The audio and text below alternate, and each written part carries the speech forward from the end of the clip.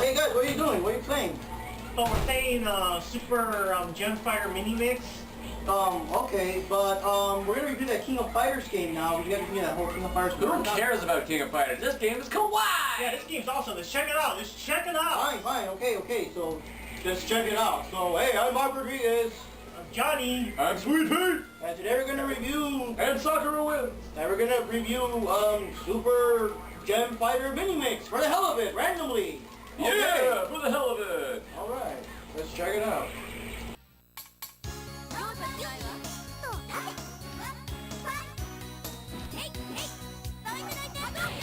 Super Gem Fighter Mini Mix is more or less of a sequel to Super Puzzle Fighter 2 Turbo. Super Puzzle Fighter was a puzzle game using the Street Fighter characters drawn in a chibi super deformed style, doing funny animations if they won or lost. Super Gem Fighter expanded on this idea and made an actual fighting game with the chibi fight Street Fighter characters and other Capcom characters.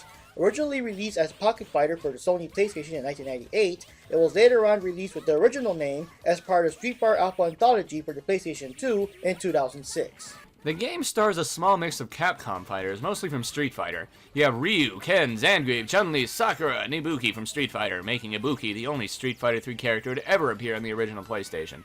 There's also Morrigan, Hisenkyo, and Felicia, from Darkstalkers, and Tessa from Red Earth. The hidden characters are Dan and Akuma, because at the time, they were still considered hidden characters in the Alpha series. The button layout is very different from most Street Fighter games. You only have 4 buttons here: a punch button, a kick button, special button, and a taunt button. Most of the familiar moves and the super combos are called mighty combos here.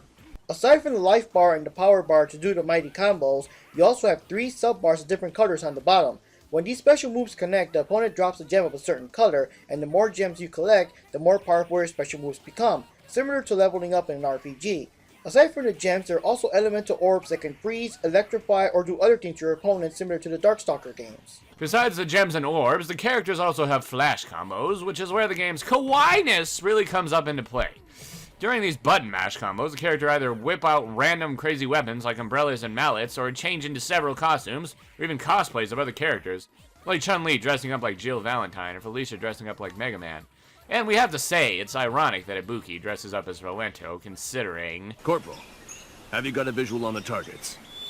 I have a name! Finally, holding down the special attack button lets you use an unblockable knockdown attack.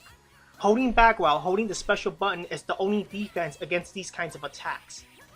And as for the story, well, as you'd expect, this is just a wild and wacky chibi fest with all the fighters have kawaii reasons to fight it out, like Morrigan being jealous of Chun-Li's beauty. Like the Alpha series, the final boss is a different character depending on who you picked. So here's our thoughts on the game. Why don't you go first, Pete? I think this game is freaking adorable.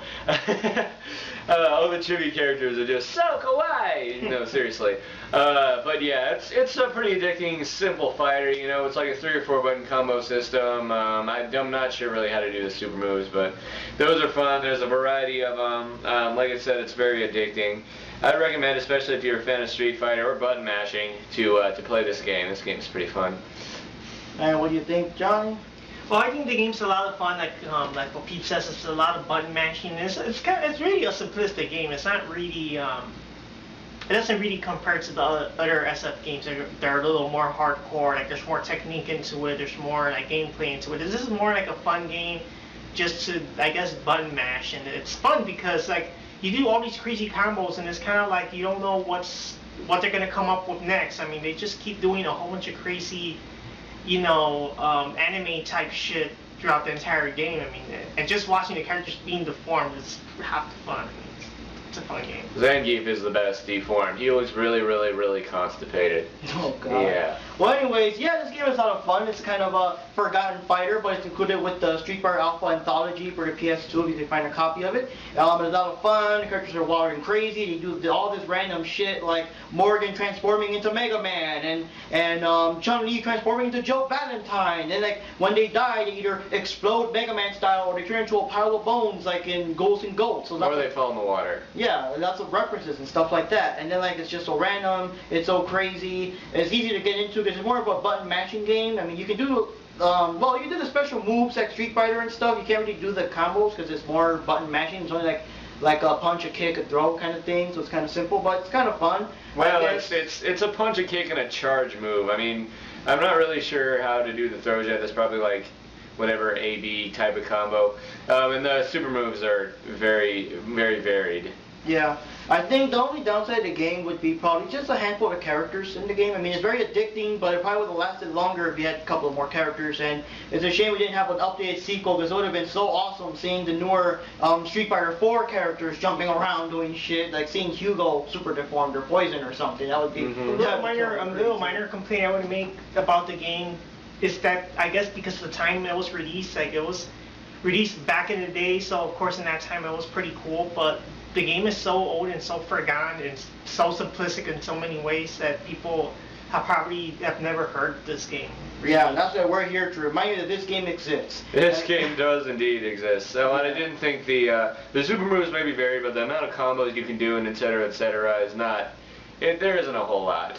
I mean, but it's still fun. It's very addicting. It's the best way to just spend a random afternoon with your friends and everything. That's what some of these fighting games are all about, just having fun. And I think that wraps up this totally random, unexpected episode of Video Game Masters. I'm Mark Rodriguez. Johnny Rodriguez. I'm Sweet Pete. Thanks for watching. See you next time.